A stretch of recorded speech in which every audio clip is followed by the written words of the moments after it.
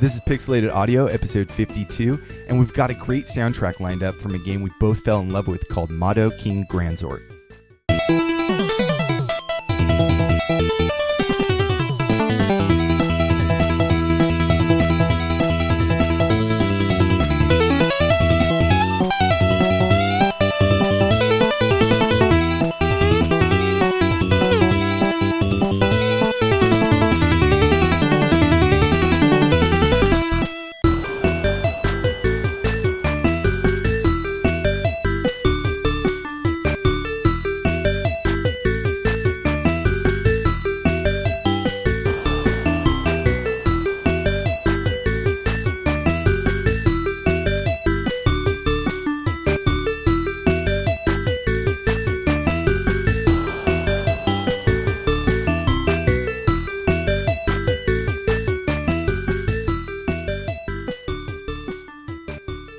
Welcome back. This is episode 52 of Pixelated Audio. Yes, your bi-weekly video game music and retro gaming podcast. And in this episode, we're going to be listening to the amazing soundtrack of Madou King Granzort for the PC Engine SuperGrafx. Such a cool game. I'm really excited about this episode. Yeah, I know, me too. I've been really looking forward to it. We kind of got obsessed about it just a few weeks ago, and finally sitting down to record this bad boy. Yeah, in our previous episodes, we mentioned that you were going to be in Japan, so we kind of decided to do this game right before you left, and it's like 3 days before or something, right? Yeah, and we set it up, in emulation so we could play it, and we're just like, oh my god, like this game is really fun, and the soundtrack is excellent. So so the whole time you were gone, I was like waiting, like just excited. And I was like texting you. You're like finding all these awesome games, and I was like, I'm playing Granzort. Yeah. And I was kind of jealous of that, but when in Rome, right? Yeah. No. So it's kind of funny because we've actually had the soundtrack quite a while, and it's not like it was completely new, but I've always kind of, I guess, just disregarded, like maybe heard a little bit of a track here and there, and I didn't really give it its full attention. And then just one day, randomly listening to music, I heard that title screen music. I was like, "Oh man, that's so cool." I wonder how this. I'd never heard of the game, so I was like, "Hey, well, James, I was over here at your place, and we were having some drinks, and we're like, well, let's try this game out and see if it's any good." And we immediately fell in love with it. Yeah. So it definitely was not in the plans to do it this early. It wasn't going to be our original idea for episode 52, but after playing the music and then trying the game, we're just like, oh my God, we got to play this. So yeah. And plus, we haven't covered any TurboGrafx games on the podcast, so we figured it's time to add a new system in. So. Yeah, not in their entirety anyway. Like we've had, some PC Engine stuff here and there and expansion packs, and been kind of just waiting for something to jump out and we could cover in its full form, I think. Yeah. So anyways, the tracks that brought us in were both the title screen music and the stage select music composed by Norihiko Yamanuki. I love that first title music track. It's so fun. It's very, very short. And if you notice, we played two tracks kind of side by side. And the reason why is because it just sounds like they flow together so well. It feels like that opening explosion, and then followed by like this really cool groove. But that first track, there's just so much dynamic, like pitch bending and all sorts of like really cool like arpeggios in the background with the different instrument channels and stuff, and just a fun track. Yeah, no, that pitch bending right off the bat got me going. I was like, oh man, this is awesome. Yeah. It's so energetic and, like you said, kind of explosive and heroic, and starts out just gets you really excited and pumped to play. And I thought there was a lot of really nice complexity, like you said, going on in the background. Yeah, if you listen, so many layers to this track. If you listen carefully, like, go ahead and rewind and listen again. Just really pay attention to those background channels. There's like so much going on, like flowing all over the keyboard. It's just really cool to listen to. That second track, so that we came in with the stage select music, and this is kind of a interesting track in where it appears in the game. And the music it's just extremely groovy, and it has this laid back kind of bass line and kind of these really cool like drum percussion thing going on. I loved it, and I think they work together so well. Yeah, they definitely seemed like they went together. I mean, when we were playing them, they followed one right after another, and but they're nice because they have a different feeling to them. The first track is very kind of energetic, and this one is a little bit more laid back. but it's still very complex, carries a lot of the same notes and stuff like that. But I mean, there's so much complexity to the way the notes are played and all the layering and stuff like that. It's just a really fun like continuation. Right, and we'll talk about the sound hardware a little bit later. But this track is kind of interesting, the stage select music, because we played the game a lot, actually, and we decided we were going to start speedrunning it. Yeah. And so anyways, we were playing the game a lot, and we were like, where does this music actually fall in? I never saw stage select anywhere. And so we looked on GameFAQs, and there was a cheat for putting in, on the title screen. We could not get it to work. And finally, I put it in incorrectly from what it said. Yeah. And the stage select popped up and this music played. Well, we hit the wrong button and it worked. So. Well, yeah, but the cool thing is that this kind of hidden cheat mode or this cheat menu has its own music. Which was very maybe. What's that all about? I mean, maybe they were expecting to do some type of stage select and then at the last minute decided not to, or they wanted to kind of give you something cool to listen to while you're deciding on which level to pick. But maybe it's really nice. Yeah, maybe once you beat the game, this is actually an option in the title screen. I don't know. We haven't beat it yet. Yeah, we're very close. Yeah, very close. It's a really, like you said, we've been playing a lot of it. It's really fun, and it was really surprising once we got that to work. We're like, oh man, that's cool. We actually got to hear this song in context instead of just listening to it on the soundtrack. It's a pretty boring stage select screen. Yeah. It's just like this gray background with white text. But hey, you get to hear some cool music. Anyways.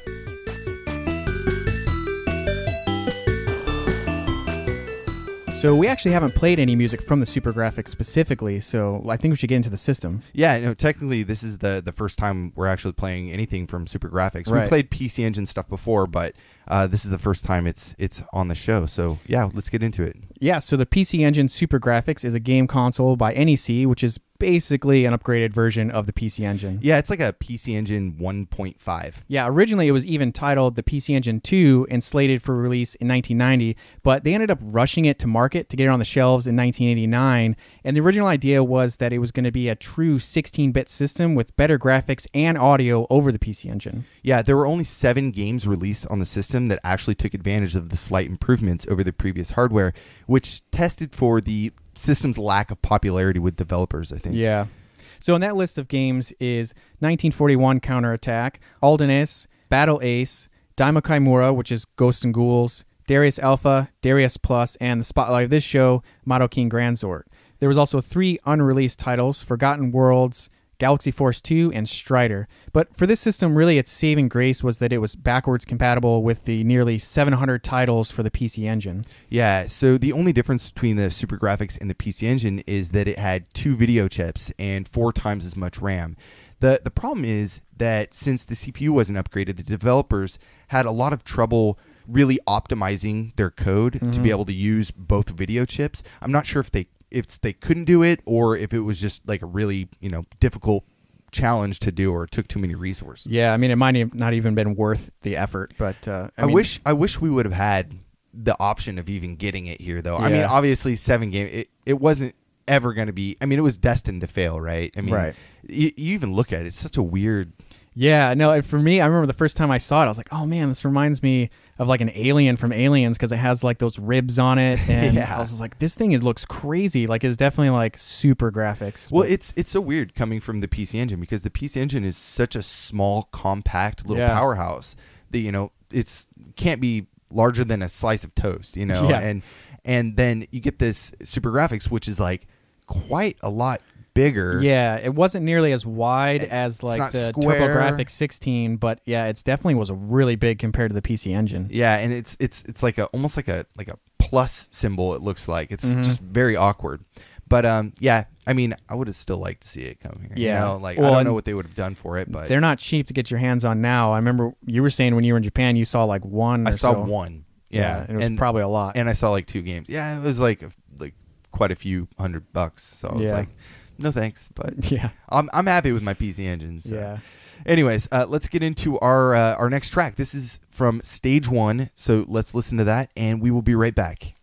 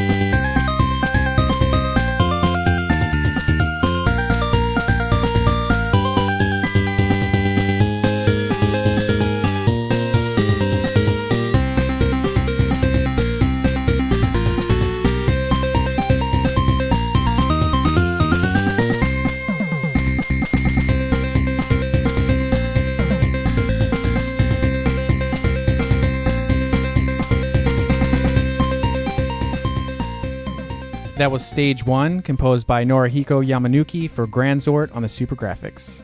You're smiling. What's that all about? So for this track, when it starts up, it's like that. And it reminded me of the I know what boys like. I know what boys want. And so I just couldn't stop laughing. Couldn't stop hearing that. And I couldn't stop hearing it, and it really kind of distracted me a little bit. But it was fun. It's a really fun track. Great. Now all of our listeners are not going to be able to unhear that. Yeah. But it was a really fun track. Lots of. It was very full, lots of great sounds. The bass was really cool. I was going to say the same thing. It's very full. Yeah, and that bass gets really low, and I think with those really nice, division between the high notes and the low notes is what really gives it that full feel, and right. It's just really fun. And the bass, actually, it changes pace a lot, and I think that it kind of feels a little bit empty in certain parts because the bass cuts out, and as soon as it comes back in, you get that rich sound again. And I love the bass on this because it's like bump bump bump bump bump bump bump bump bump bump bump bump bump, and it just made me happy to hear that because it sounds kind of like dancey, but it's not. It's more of like a progressive kind of track. Yeah, and I did really like those tom-toms too. The pew pew. Yeah, rad. There was lots of really cool sounds in this, and I really love that melody that kind of comes in partway through the song. It's very kind of energetic and fun, and I think for you and I, when we popped on this game for the first time, we didn't spend a lot of time on the title screen, and as soon as you hit player 1, it starts, and then this track is the one that comes on. And we heard this track a lot. Yeah, no, we heard it a lot, but it was just really fun, and I remember as soon as the everything came on the screen and the graphics, which we'll get into, like it just was like really like exciting and nice. It was a nice feeling. So this song kind of has like that baked into it, that it's like that memory of first playing it. Right.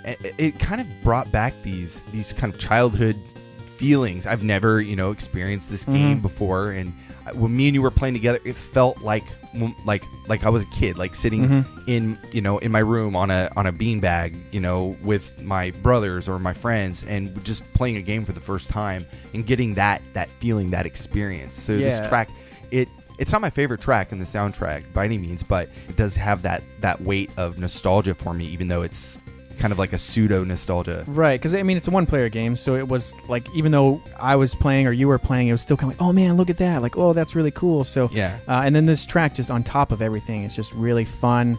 The fast pace of the game worked really well with the fast pace of this song, so it was just really exciting, and it was a good track to hear over and over. Right. Well, it is a 2-player game. Now that I think about it, it's 2-player, but it's like take turns trade off, which is, I might as well just play 1-player. Anyways, so Madou King Granzort, or Madou Granzort as the kanji is represented on the title, is a 2D platformer based off the short-lived anime series of the same name, and it was released in Japan exclusively for the SuperGrafx in 1990.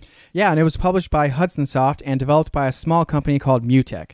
And Mutech was a Japanese game development company that was founded in 1986, and they did a lot of work with Hudson Soft doing programming on games like Bonk's Revenge in 1991 on the TurboGrafx 16. Yeah, and they also did some of the programming and map design for Battle Lode Runner in 1993, also on the TurboGrafx 16. And some of their other credits are Toy Shop Boys for the TurboGrafx 16, Cobra 2, Densetsu no Otoko, Quiz Avenue 1, 2, and 3, Lotus Tosenki, Yawara 1 and 2, all for the TurboGrafx CD. And they also did a port of Fatal Fury Special for the TurboGrafx CD. Yeah, and they pretty much stuck to the PC Engine and PC Engine CD family of systems, with the exception of doing some sound for a Super NES game called Hashide Hebereke, which is a game I never played, so couldn't tell you much about it. Anyways, the composer, Norihiko Yamanuki, I found like a lot of info. He has this blog on like Amoeba, and all sorts of stuff of what he's doing now, and different foods that he likes and stuff like that, but nothing really on him much as a composer. And so it was really hard to kind of categorize like what is going on as far as his musical composition stuff. Right. And so what we really do know is that he started out as a technician of music production while he was in college, and he went through a few different career changes like most people, but ended up going towards professional education since he was originally studying in the social sciences. Yeah, long story short, he created a small organization called the Jewel of Japan that promotes Japanese subculture overseas, and they specialize in music production. And this is kind of around the time that, like when he started this company, is when I believe that he did the composition for Granzort. Yeah, and he also was the sole composer for Seventh Saga, released in 1993 on the SNES, which I think is a little bit more recognizable than Granzort. Right. I rented it. I remember picking it up, seeing the beautiful red cover and the Seventh Saga written on it, and I can't really remember too much about it. The soundtrack, I went back and listened to it just, because, we're looking this guy up, and it's okay. There's some really cool tracks.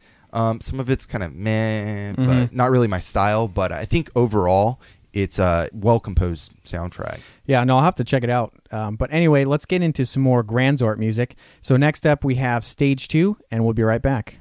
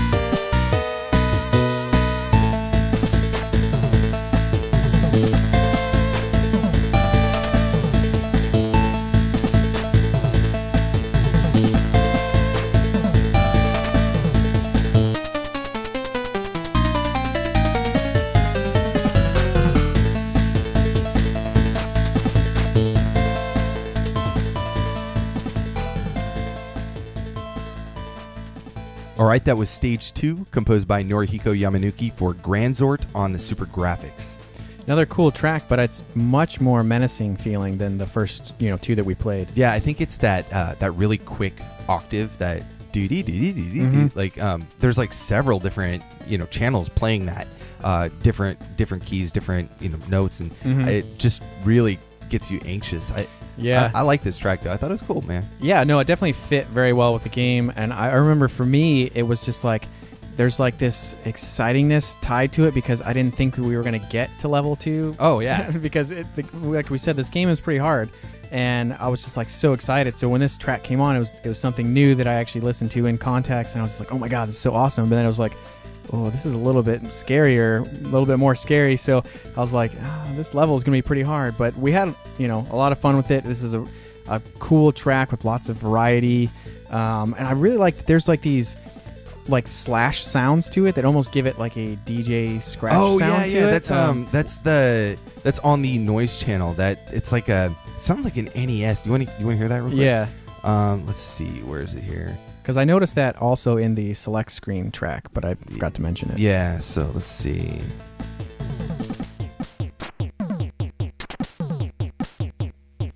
That's the one you're talking about, right? Oh yeah. Yeah, so it almost gives it like that like DJ scratch sound. Yeah, it's like an extended hi-hat sound or something. Yeah, that's rad. And I love this. I love this track. In fact, my favorite part was the I think it's one of the high ends, probably like channel 1 or 2. You get this really pretty panned it's like a square wave panned all the way to the right side. Yeah. If you guys are listening, make sure you have headphones on because you can hear this. Let me cue it up real quick. It's really cool how it sounds. It has like this little vibrato on the end. So this is channel 1 and 2 right now. Let me find out. Let me make sure it's not Make sure I'm on the right one here. Yeah.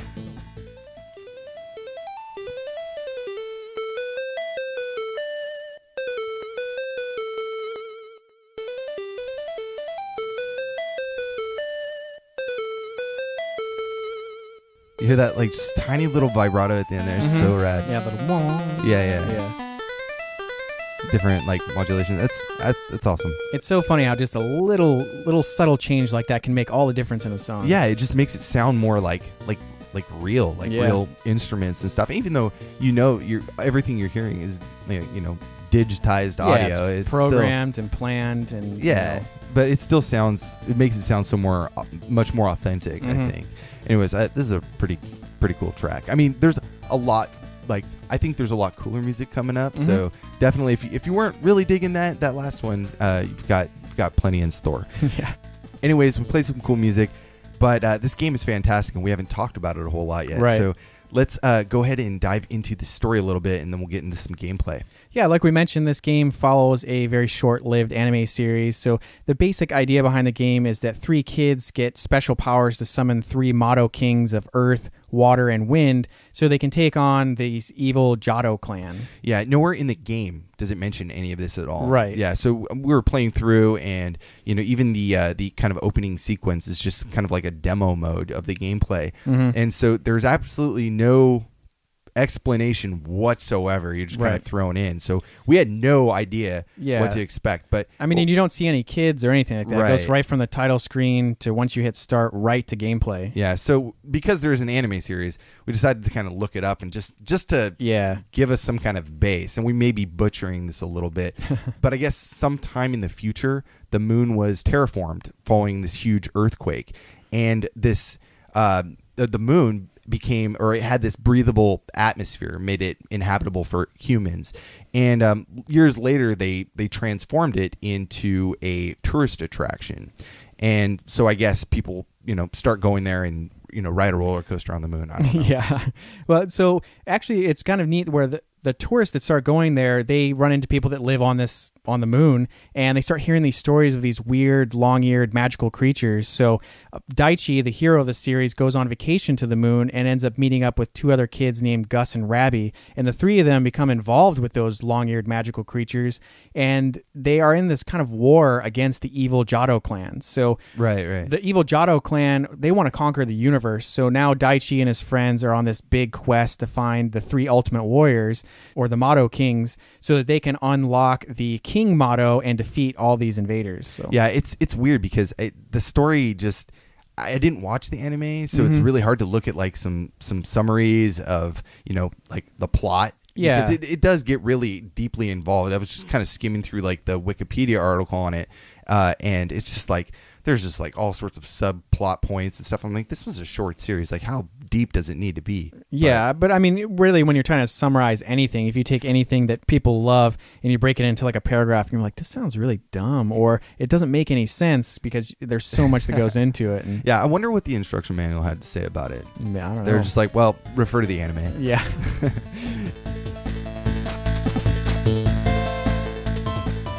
So we were saying Granzort is a 2D side-scrolling platformer. You can jump, attack, crouch, and switch between 3 different mechs at any given time, and they each have their own like special abilities that they can do. Yeah, and it actually plays a little similar to Keith Courage on the TurboGrafx 16. Yeah, Keith Courage is a little bit slower paced, a little bit slow moving. I like the game, but I think that Granzort is so much more fun. All the bright colors, it just really punches out. Well, and the fast pace of the game really works well with that fast-paced music. So, right. And in this game, you're going to be fighting through a total of 7 levels, taking on a ton of really cool-looking bad guys. And in each of these levels, you can find power-ups that greatly increase the strength of your weapon and let you take an extra hit of damage. So we should probably mention at this point that without that extra power-up for that extra hit of damage, it's a one-hit kill. Like any enemy can kill you, including bosses, in one hit. Right. That was a necessity to collect that. So it's like an item kind of floating around.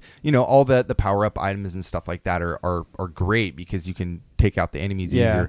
But the most crucial one to get is that extra kind of shielding. It turns your current mech silver, and it allows you to stay in the game a little bit longer. Yeah, no, and if you die, you lose all your weapon power-ups too. So you get 3 little dots of power, and those make a big difference, especially in boss fights. Right. The problem is that you get this one-hit kill, but in turn they're fair. They give you a lot of extra lives floating around the levels. I think I forgot, was it level 2 or something? Yeah, in level 2, you found a cache of like 8 lives hidden in the top of the level. And I mean, there's other lives scattered throughout more game, yeah. obvious paths, but this was like a total dead end up in the top of the level that you found like a ton of them just all lined up. Yeah, but we burned through those pretty quickly. Yeah, so I mean, it kind of goes without saying that in this game, you're going to die a lot until you start learning the level layouts and the boss patterns. There's also a level timer that counts down from the start of the level, which you kind of got to keep that in mind, but we never really ran into that problem. Yeah, I don't remember that being a problem for us, really. I mean, actually, I think there's plenty of time to get through, especially the first level. We ended up finally getting it down pretty good. I think there was 6 minutes left or something. Yeah, it was just under 6 minutes. To be fair, though, we did get that first level down to like a science. Yeah. First part of our speed run. Yeah, it was pretty cool. But anyways, let's get into, we talked about the bosses a little bit. Let's get into our first track from the boss music, which is titled Boss.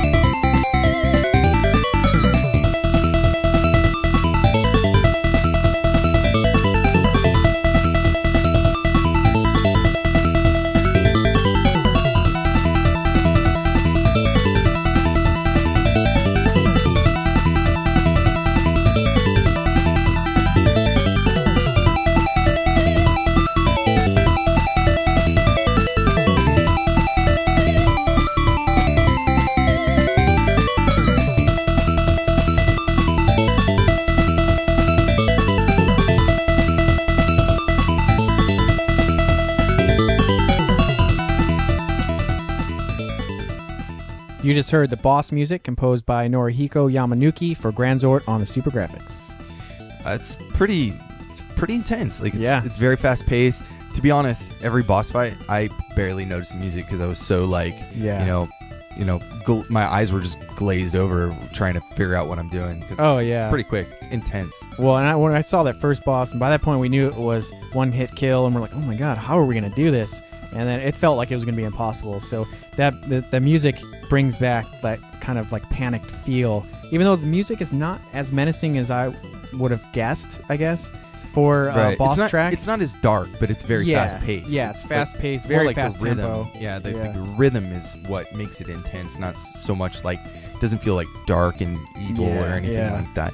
I made it sound like there's a lot more boss music than there is, but it's basically all of the bosses, except for the final boss, they all share that same track. Yeah, we see that in a lot of games too. Yeah. And I think that the track itself is pretty cool. I mean, it sounds like it repeats really fast. Like you're only hearing like 10 seconds. You're like, oh, there's a loop already, but there's not. It actually goes on quite a bit longer, and I think there's still some really cool things going on, like with some of the different channels doing that, that kind of vibrato, that different bending and stuff.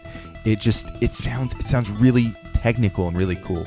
Yeah, no, and it also really feels like it goes with the other tracks we've listened to.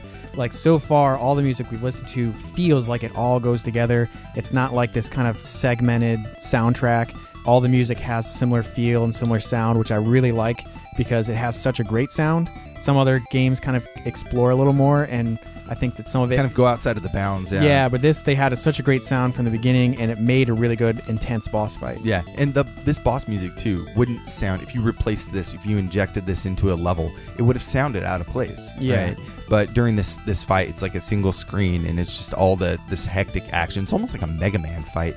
Yeah, in a way. You kind of drop into the levels, the boss fights. Yeah. So what I think it's kind of funny. What's interesting about the anime is a little off topic here, is that the game was based on this anime, like we had said, and the music for the anime was composed by Kohei Tanaka. He wasn't only doing anime and stuff; he was also doing movies and games. And I just pieced the two together and realized that it's the same guy. It's the same composer we know from Just Breed on the Famicom, Paladin's Quest, and Zardion for the Super Nintendo. He did Alundra 1 and 2 on the PlayStation, all the Sakura Taisen games, and he also did some work on Bionic Commando Rearmed and Gravity Rush. Yeah, that is really cool. Pretty interesting. You were mentioning like it was kind of odd that maybe, why didn't he do Granzort? But I mean, that's quite a list of games, and then also to be doing movies and anime and stuff like that. I wonder why he didn't. He did the anime soundtrack. Why didn't they? Ask. Maybe it was too expensive for their budget. Maybe, yeah.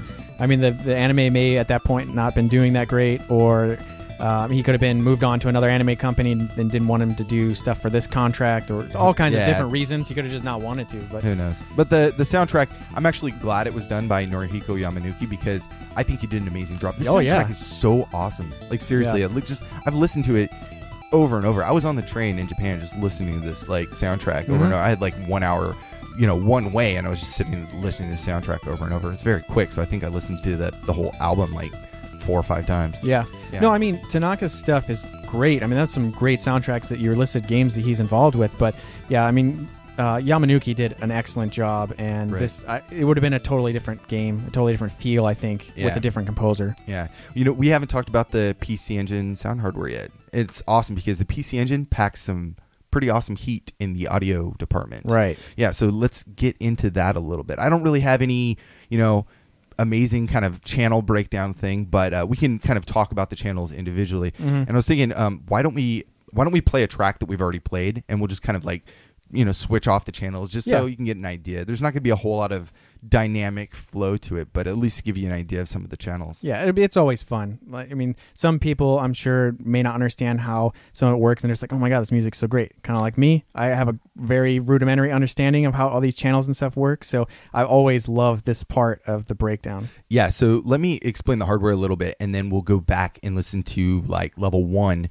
so that we can kind of hear all those channels, and we'll toggle them off and on so that you can hear the distinction between each one. It's not always the best example for this, but you'll be able to listen to them with us. Yeah, no, that sounds good. Yeah, so the audio is actually an integrated part and programmable through the CPU, and it's called the Hue C6280. And this is a modified and improved upon version of the 65C02 CPU. Now, this is an 8-bit microprocessor, but it's quite a bit of an upgrade over the 6502 NES core with some new custom instructions and stuff added in. Now, let's go ahead and fire up that track real quick.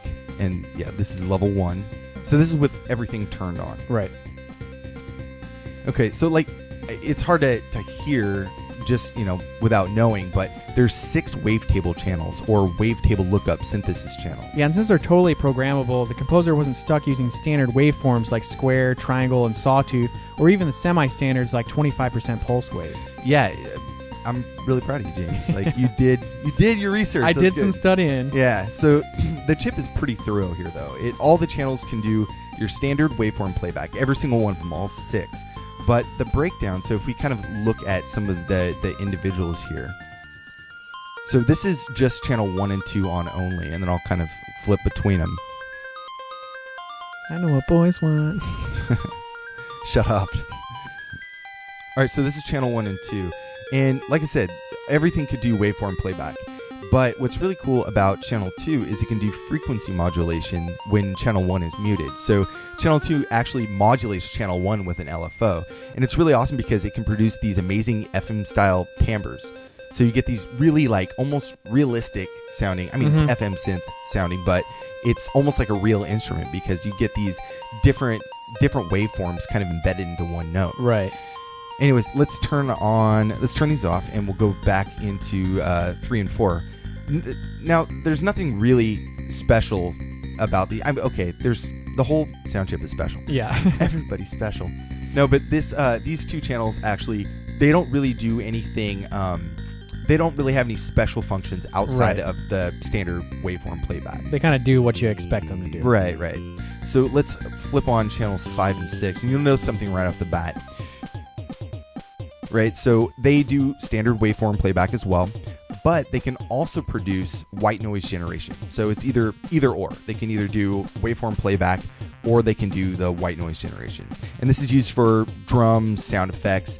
by this pseudo-random square wave that it creates. So a lot of the sound effects that you're going to hear are done the exact same way that the white noise generation is done for the drums. Okay. Yeah, but they can also control it by the waveform playback as well. Now, the chip is really interesting because it's not just this waveform playback that makes it cool. What's awesome is that it can play 5-bit PCM samples with 20 bytes of sample data per channel. Each channel can do it individually. Now, what I really like about this is they can be switched on the fly to DDA, or direct digital to audio mode, where you can stream this PCM audio through the channels as fast as the CPU can handle.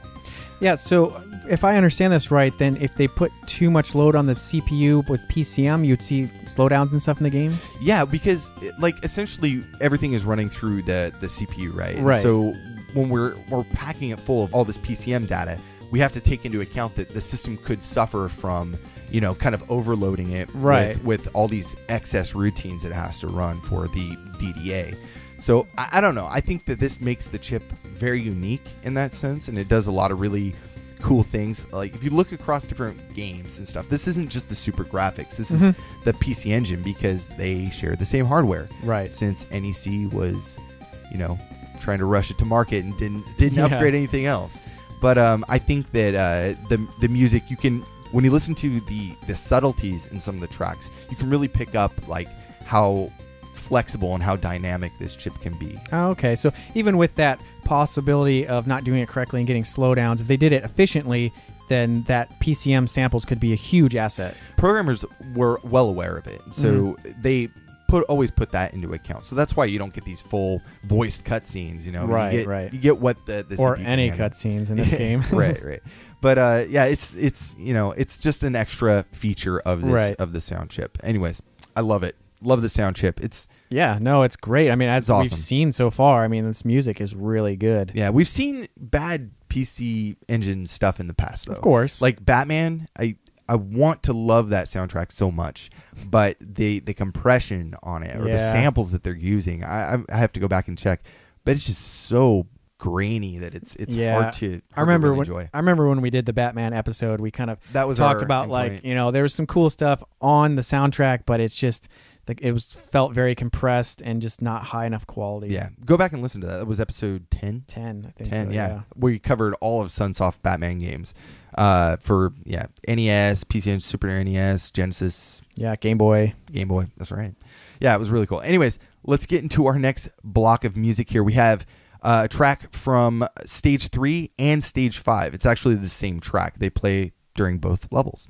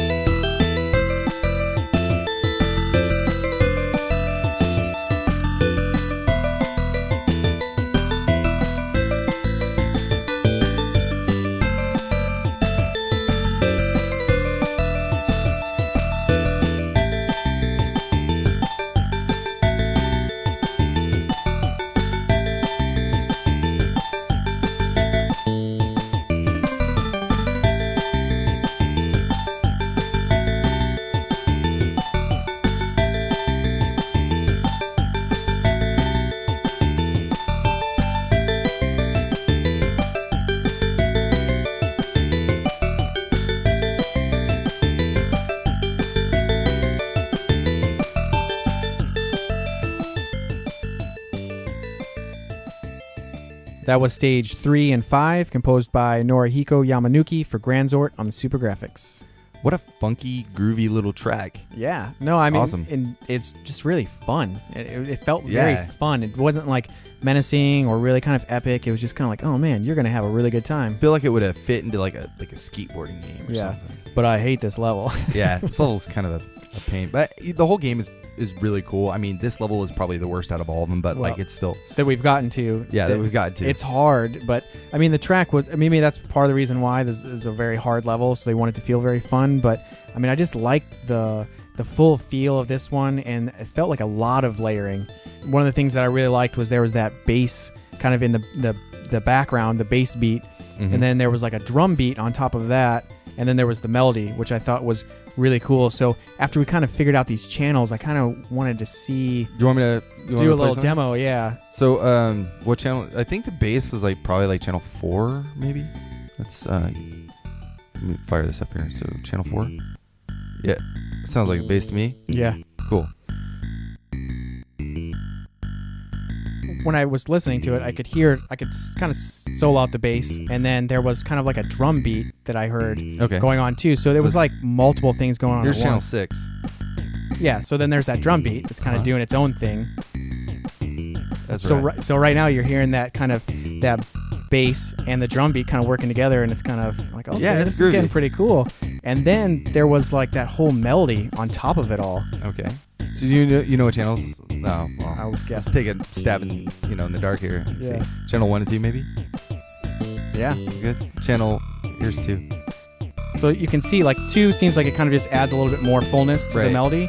But I mean, just like that, you're seeing these really cool, well-organized layers of a very simple bass line and then a very simple drum beat, and it's not really that detailed of a melody, all working together.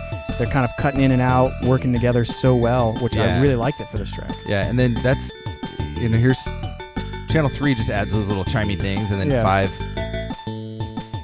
I don't know what 5 does. Yeah. But, I mean, you can see that the first couple layers we turned on were doing the bulk of this song. Yeah.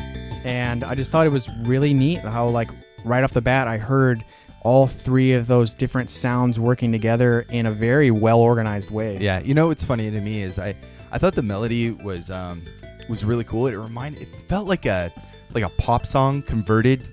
When you go to the supermarket and you hear like a pop song, but that's done with like MIDI. It's all done that way. I kept thinking of like lyrics in my head. That's cool, man. Well, I mean, pop music is one of the more melodic musics outside of video games. So, yeah. Just sucks. Well, it's those lyrics. I think that's one thing I love about video games is a lot of game music doesn't have. They cut out those trite lyrics. Those stupid. Every time I hear it, like it just makes my, like I just get upset. I don't even know why. Like I'm already pissed and just hearing the song. Well, I hate a song that like if you're gonna write lyrics for, and then you write like a verse, and then you just play the same thing over and over. Which for a song, that's kind of what you do. And that works great, but then you hear like the same lyrics over and over, and it's just really annoying to me. Anyways, let's get into our next track. This is from stage both 4 and 6. So let's check it out.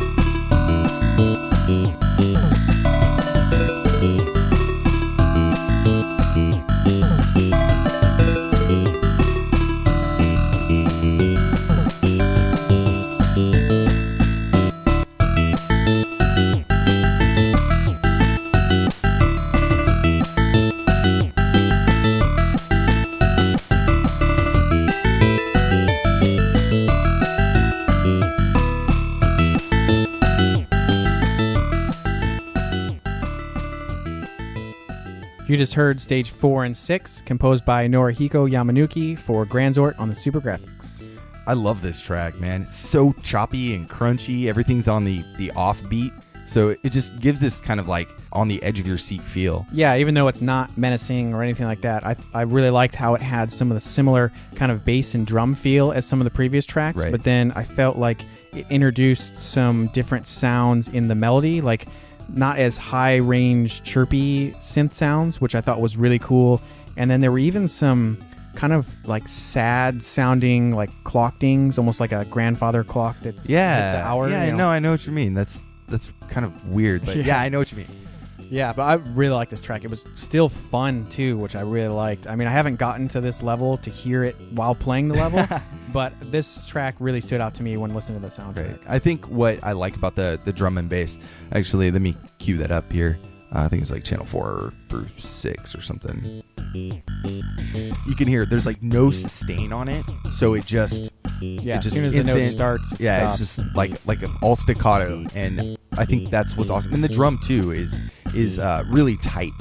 That kind of makes the melody able to have sustain and have a little bit more punch, but a little bit delayed release, because all the bass section, all the rhythm is all just so short and simple. Yeah, and I think that really adds to that kind of choppy sound that you really like for this track, because none of the bass is like blending into other notes. It's just boom, boom, boom, boom, boom. Yeah, you can hear it very well. Yeah. I mean, we don't even have to solo it for you to hear it, but this is an excellent track.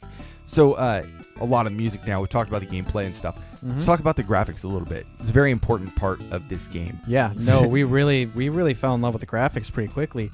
I didn't know what to expect. You didn't know what to expect because we never played it before, but as soon as we popped it on, there was these really bright colors, really well-defined sprites, easy to read backgrounds that had really simple but nice like parallax scrolling. Yeah. I mean, everything was just so vibrant. It was really cool. Right. The first level that you drop into is this beautiful bright blue background. It looks like kind of like this ruin, like almost like kind of Aztec temple or something ruins. And you're just platforming across this road, and you could see like these trees and bushes and stuff in the background. It's very simple, but it's so vibrant that it really catches your eye and makes you excited. Yeah, and one thing that they did really well with this first level is they really kind of taught you a lot of the rules. You know, the one-hit deaths, you find that out very quickly. You can kill a lot of the enemies really quickly. You are just moving in one direction. It's a very linear level, whereas later on you get into a lot more maze-like levels. Right. But the one thing I noticed right off the bat that felt very odd to me is you move from right to left.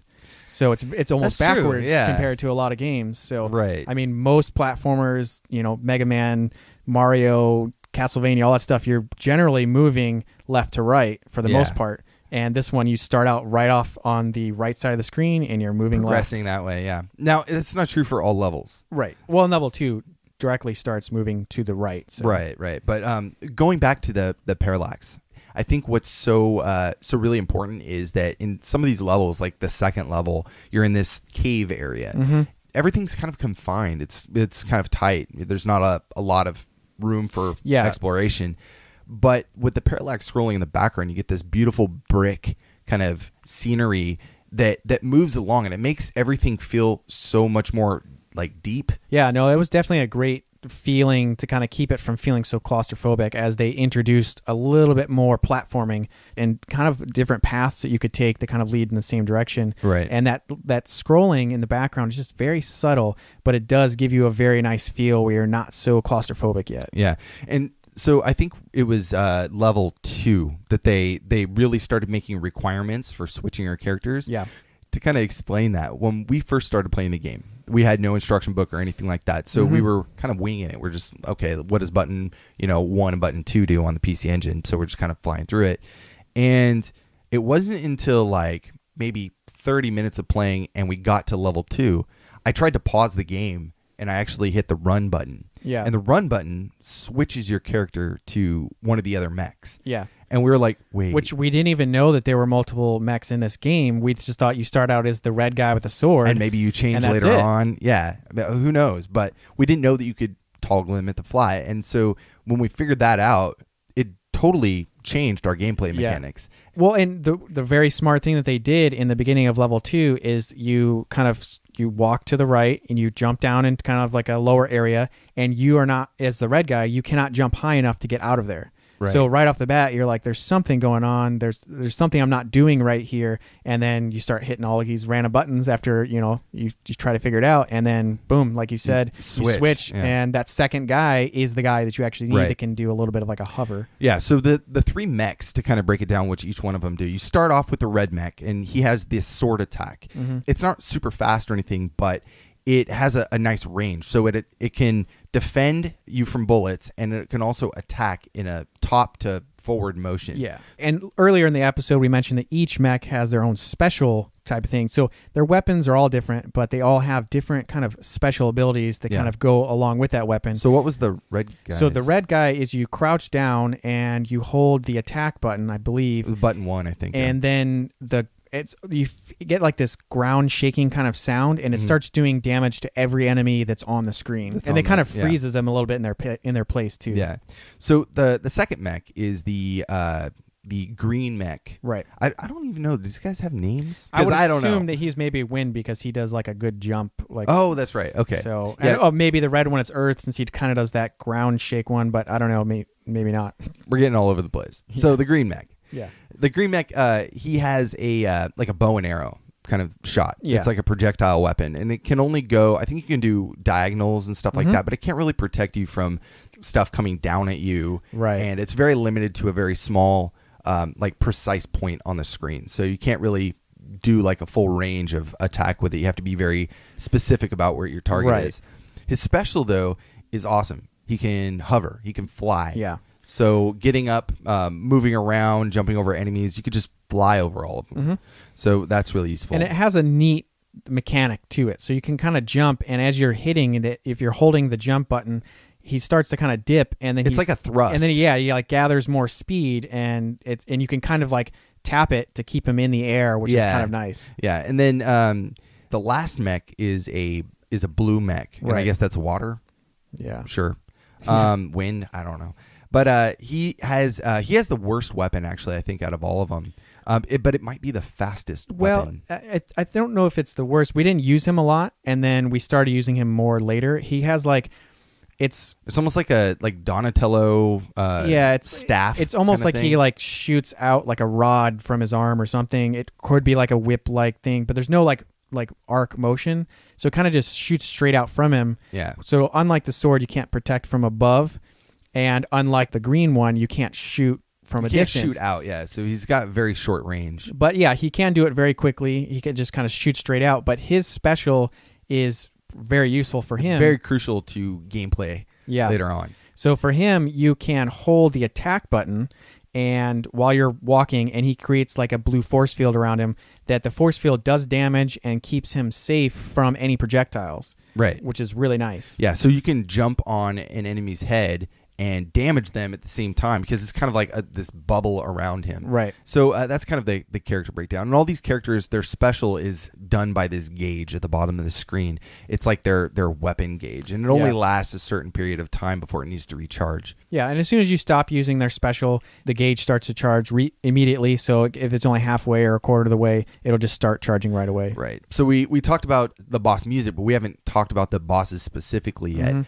Let's just get into a few of them, because some of them are really cool. Like the sprites, awesome looking. No, they have a good variety too. So with that first boss, I remember we kind of dropped down into his pit, and then the boss music starts playing, and he's like this giant like rock guy. He looks almost like a golem kind of. Yeah, he kind of looks like but he's like, looks like a very like fat guy, and and he takes up a lot of the screen. And by this point, we knew that it was one-hit deaths, and they give you a health power-up, or it allows you to take a second hit right before you kind of go in there. So we were like, okay, maybe we could do this. And he has a interesting pattern that he charges at you and stuff, and we were just like, oh my god, how are we going to avoid this guy? Right. And we eventually figured it out. We can beat him very quickly now. Yeah. But you have to attack his head. Yeah. There's your hint. Yeah. Yeah. You can do damage to his arms and legs, and they break apart. Like you start seeing like crumble damage and stuff. Yeah. But it's more like a blocking mechanism for him. It's not actually going to kill him, so you have to break apart his head. Yeah. Some of the other bosses, there's like these Zelda-like snake things that... Yeah, it's like a chain of like a snaking scale. Yeah. And they kind of wriggle around the screen. And I haven't used the word wriggle in a while. Yeah. But yeah, they kind of move around the screen, and you have to attack them. Using the flying guy is really good in the situation because you can kind of get in the middle of them. And you have to attack just his head. Now, these two bosses, these first two are not too bad. Yeah. But as you get through the game, which, we kind of have to stop our explanation here, they get a lot more challenging, and there's a lot more, there's a lot of different bosses with different patterns that are very unique to them. Let's get into our next track. We have stage 7. This is the final level. So let's play that, and we'll be right back.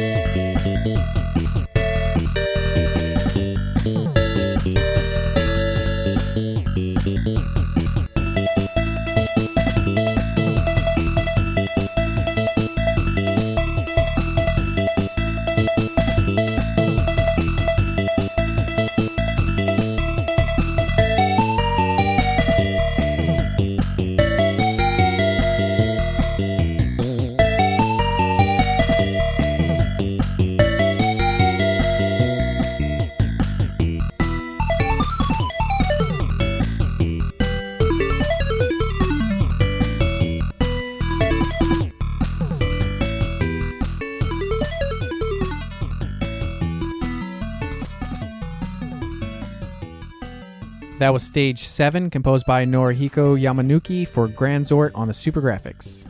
Man, that track is awesome too. Yeah. It's so much like slap bass, a lot of like free-form jazz. Yeah, and I definitely like noticed that. ad-lib, like organ solos and stuff. It's all over the place. I love this track. Well, and the thing that I really loved about it too is it's very deceptively simple. They have a lot of very looping kind of beats and stuff going on. And then like there's that one part there where it's kind of like looping a lot. Like the melody is just like the same notes over and over, and you're like, okay, when's this gonna end? Is this it? And then it's like crazy then. It's just like all over the place. I love it though when that kind of organ-y instrument comes in and it's like yeah, a lot of and it just like it like ends on this weird out of key note, but it just sounds so cool when it comes back in. It's very clever composition. On his website it does say he's really into jazz and jazz fusion and stuff, so maybe that is where some of his inspiration came, because it's clearly along that genre line. And we had mentioned in previous episodes about how kind of that real ad-libbed kind of feel must be kind of difficult to do, because this is a very controlled, precise type of composing, to where it's like getting it to feel very loose and kind of ad hoc could to be all very programmed, difficult. Like so you're kind of like expecting the unexpected, but then you're kind of making it sound unexpected. So I could see it could just sound really bad, but unless it's done really well. So I think it would be much harder to make something sound very jazz-like than just doing a straight track. Right. So anyway, let's move on to our next track, which is the final boss fight.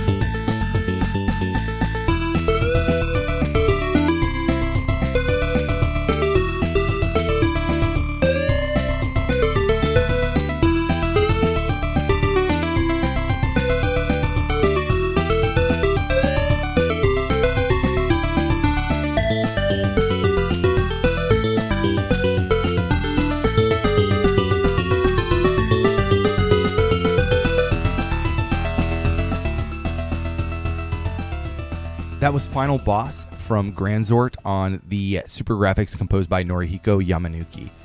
Really cool boss fight track. Dude, man, those octaves again, just all over the place. It had an odd pacing to it. I thought it was kind of cool that the drums and the bass were very fast paced. Like they were just really going at it. And then the synths and some of the melody were like more lazy in parts. And I thought it had an odd pairing because it almost seems like normally it would be reversed, like where the melody is kind of going faster.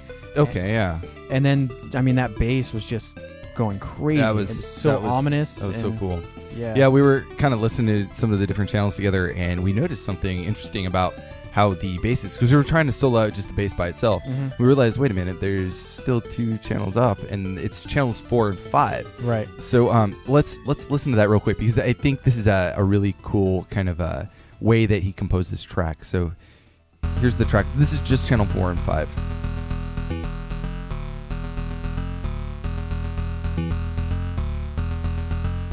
So it sounds like we're listening to one note, right? Right, like one channel. Yeah. And then you're like, what happened? It broke off. How was there 2 things going on at once now? So let's backtrack a little bit here. Let's play just channel 4. So now you're left with this very heavy, ominous sound. Really low frequency bass. And then that's where you get this through the rest of the track, and you get that funk to it. So let's go back again and listen to just channel 5, and you can see how they sound so different together.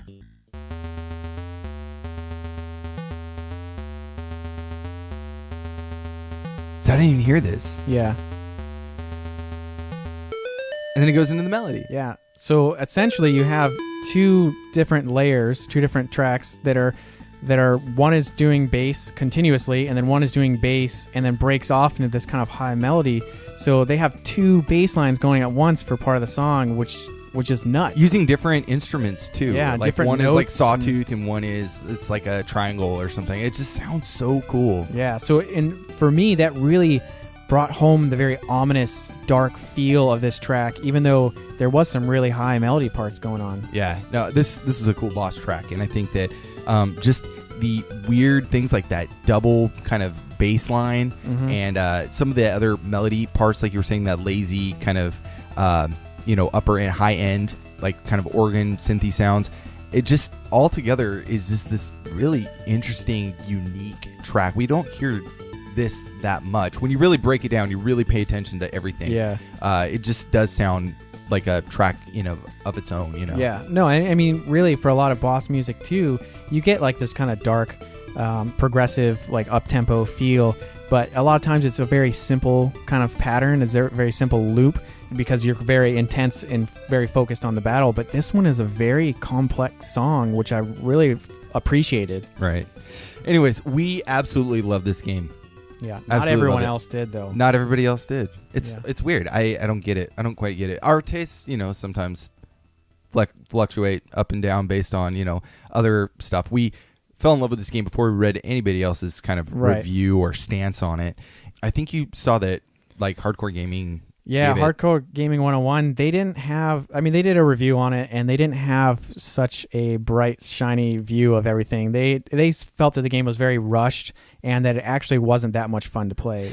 And Hardcore Gaming, I love them. I really do. They're a great resource, great site. There's so many different contributors to Hardcore Gaming that, one person might not like a certain genre that everybody else is in love with, and that's just how it goes. I also did find on GameFAQs, I think it was GameFAQs or maybe it was like Moby or something, that small sites had done their own reviews. There was like maybe 3 or 4, and everybody gave it a good like B-, I want to say. So other people didn't have the rave review that we have, but there's means to play it. Go out there and try it out for yourself. It's totally worth it. Yeah. No, definitely. I mean, the music is great. It's not like the greatest gameplay, but it's very fun, very fast-paced, and something you really want to kind of get into. So even though we love this game, eventually you get to the end of it. We're still trying to work our way to get to the end of the actual game, but we have, in our last track of the episode, the ending music. Yeah, so let's check that out.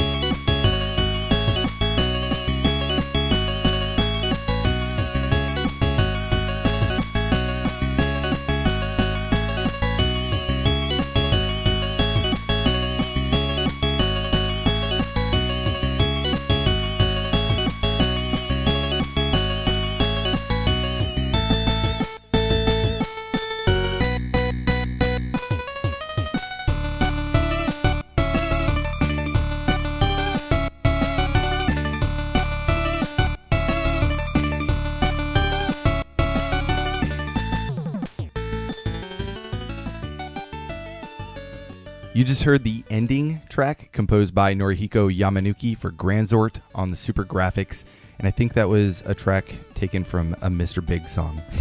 Sounds like it. I love that track, man. That's cool. Yeah, so fun. I mean, what a fun way to send off, the player that made it to the end of the game. Yeah, this is when the credits are rolling, you've defeated the last boss, and you get to see, all the people that were, all the staffers that were working on the title. It's really just poster child for pop music. Yeah. No, I mean, we see with some ending tracks that it's kind of sad. It almost feels like you're kind of sad that the game's over, or maybe something part of the story, or something very kind of heartfelt. And for me, even though this was very fun and kind of bright and cheery, it had a very heartfelt feel to me because I felt like it went with the game. Right. I think it was a good send-off. That this game was, to me, was very fun, very colorful, very fast-paced, and I think the ending track was kind of perfect for an ending for this game. Right. It felt slightly different. I mean, it felt it felt, I guess, just different than all the other tracks we hear, but then it does have some of those common themes coming back in, like the octaves and the trills and stuff. What's really interesting about the PC Engine hardware is that they weren't confined by left only, right only, or center channels.